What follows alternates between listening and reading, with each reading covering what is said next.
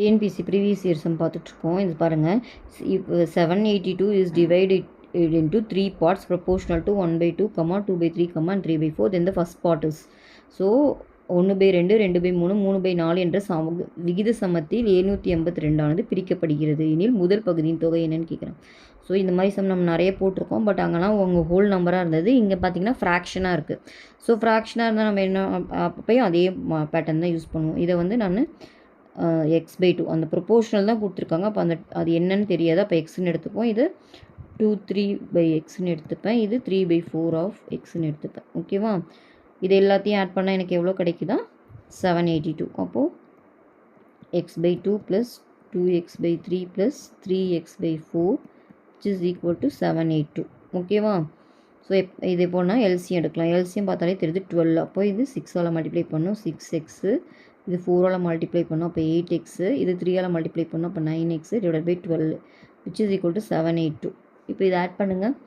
6ம் 4ம் 14 14ம் 9ம் 23. 23x/12 which is equal to 782.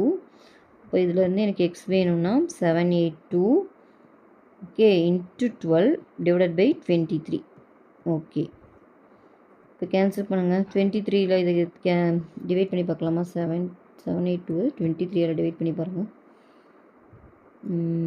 3 time வருமா? 3 time போட்டிங்கன்னா 69 வரும். கரெக்டாக? 23 3s 69. ஓகே, அப்போ ரிமைண்டர் என்ன?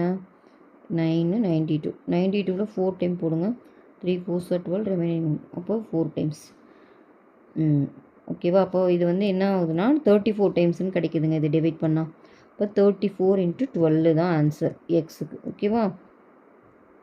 பட்டு ஆன்சர் வந்து இதுதான் எக்ஸ்ன்னு கிடச்சிருக்கு. ஆனால் அவங்க என்ன கேட்குறாங்கன்னா ஃபஸ்ட் பார்ட் தான் கேட்குறாங்க. ஃபஸ்ட் பார்ட்னால் என்னது? முதல் பகுதி என்னது? x/2. அப்போது நீங்கள் இது by 2 கண்டுபிடிக்கணும். x/2 கண்டுபிடிக்கணும். இப்போ 34 × 12 டிவைடட் பை 2. 2 டேபிளில் கேன்சல் பண்ணால் இது 6. மல்டிப்ளை பண்ணுங்கள். 4 6 24 ரிமைனிங் 2. 3 6 18. 18 2 200. ஓகேவா? சாரி 20. அப்போது 204 தான் இதோட ஆன்சர். Answer D 204. ஓகேவா?